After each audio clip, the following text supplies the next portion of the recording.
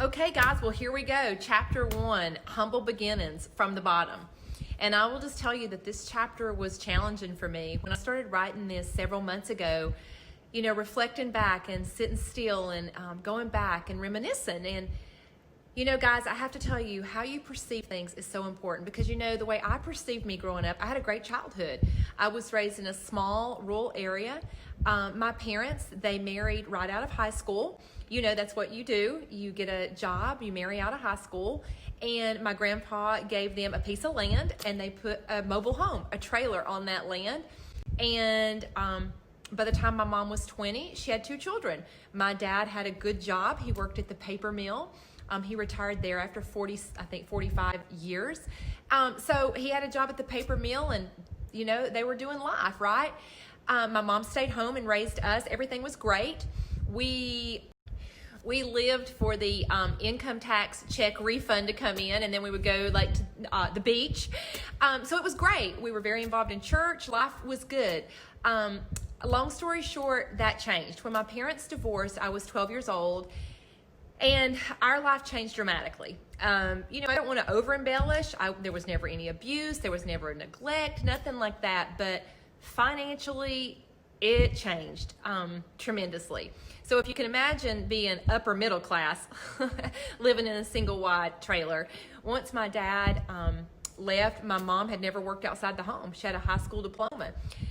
And that did something to me because I got to see struggle.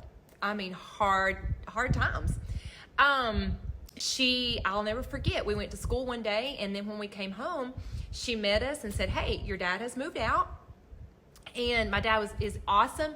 I'm close to my dad now. Here's the deal. Life can make you bitter or better. It's your choice. And that's the deal. Sometimes things happen and it is what it is. Doesn't mean that you have to allow people to mistreat you or anything like that. But if you harbor hate and anger, it'll ruin your life. It just will. So moral of that story, my dad moved out and we came home from school and she said, "Hey, your dad's moved out." And he actually that very day, now remember, our life had been very centered with family and church. And that very day, we lived on a small 2-lane road. And that very day, we walked out on the porch and him and the person that he left with had moved in up the road together. So it was very challenging to see that as a child. But it was what it was. We didn't have a car. So because we had one car and he took that car because he was the one that worked and my mom didn't work. So overnight, literally we literally had no car. So my mom's dad, I remember he brought us this piece of junk car, and it was from there, it was off to the races. Life was very, very challenging. For probably 10, 15 years, I did not have a lot. My dad went on and he worked hard. He paid his minimum child support. But it was a struggle. My mom struggled tremendously. And during that season of life, I've seen a lot.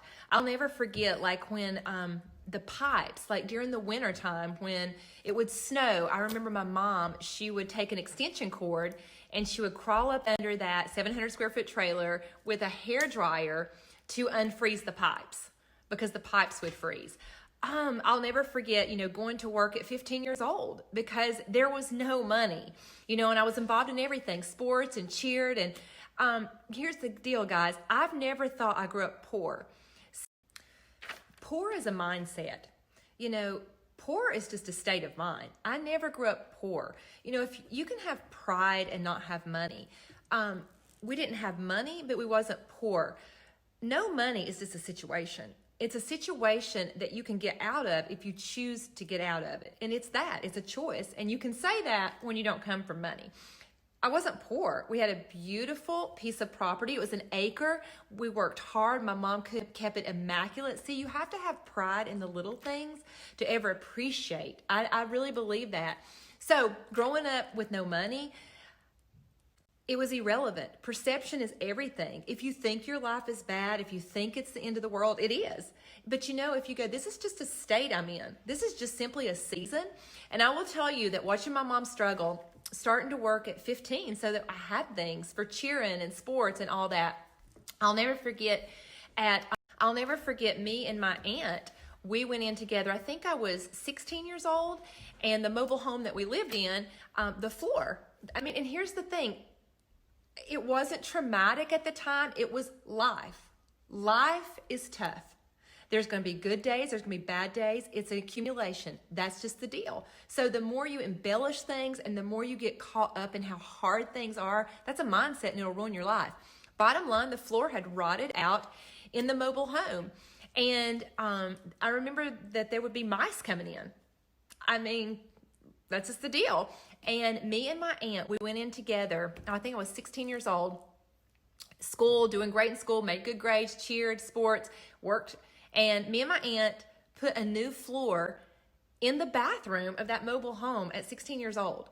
Like, you just take care of business. You learn how to handle things. My mom was working full time. She always worked full time. And she was doing all she could do, and there wasn't enough money to replace the floor. So you handle it. You learn to handle stuff. Learn to handle your business. Learn to pat your own self on your back. Learn to pull yourself up by the bootstraps and deal. Stand and deal. Have grit and grace and stand and deal. It is what it is. Now handle it. Or lay down and die. What are your options, right? So I've seen a lot during that season of life.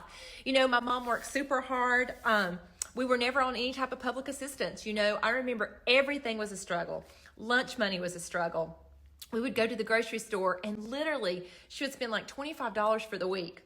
We ate butter bread all the time, ravioli and butter bread. So it was just a life that was full of love, full of respect and character. And I watched her help people. We had no money, but she always left a good tip. We would go to this restaurant, order 2 kids' meals, one for me and one for my brother, because she didn't have enough money to eat. We didn't have enough to order 3 meals. Wait, but she would always leave the waitress a great tip. And she would say, and when I say a great tip, like the bill would be $15 and she would leave a $10 tip, but she didn't have enough money to eat. You know, guys, how you treat people. She was always showing us to help people, to give to people, even when she didn't have enough money to eat. You know, so growing up with no money is one thing, but it wasn't a poor mindset. We learned abundance. We learned how to love, how to respect people, how to give even when you didn't have it to give. But I want to be honest, watching those years of struggling, you know, I remember like when I would get nominated for something like homecoming court or things like that, it was always a struggle. You know, my cousins would always loan me a dress. And I remember growing up with lots of love. You know, there was lots of love, but there was a lot of struggle. You know, money doesn't buy happiness. I agree with that. I know that, but I've lived both sides. Money gives you choices. And when you don't have enough for the basic needs, when everything is a struggle, it's a struggle. And everything is harder. When you're sick and have no money, it's harder. When there's, you name it, you have a baby and have no money, it's harder. You have a wedding and there's no money, it's harder. You have births, deaths, you name it.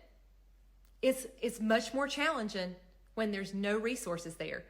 So watching my mom struggle, going through all of that, I just knew it's going to be different.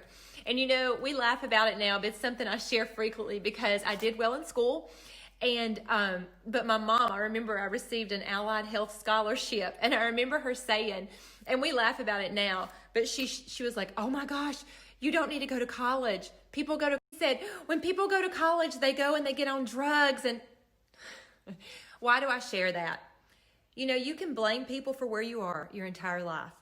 You know, my mom did the best she could. I have lots of love and respect for her. I often say, money never made me. Those broke days did. And you know what? A strong woman, she gives a challenge a look in the eye. She gives it a wink. She stands and she deals. She doesn't point fingers. She doesn't make herself look pitiful. She doesn't blame other people. She stands, she deals, and she handles her business. And you know what, guys? That is what I learned in my early years. And you know, knowing that things are going to be different, and I shared earlier, there was a lot of struggle. And here's the thing. I loved my life, but I also knew that I was built for more.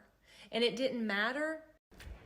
I often say, no rich parents, no trust fund, no handouts, just straight hustle.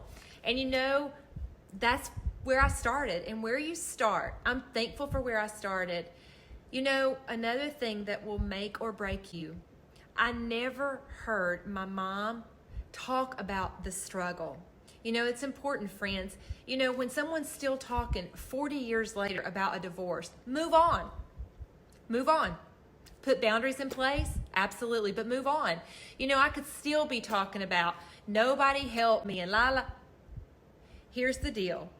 You get one life on this side of eternity. What are you going to do with it? What are you going to do with it? It's up to you. Where you start and where you finish has nothing to do with each other. I knew I was built for more. I knew that I was unapologetically ambitious. So at the end of the day, it's just you and the person looking back at you in the mirror. You can do anything that you want to do. Humble beginnings from the bottom. It's just a great place to start. Now it's time to get it out of the mud.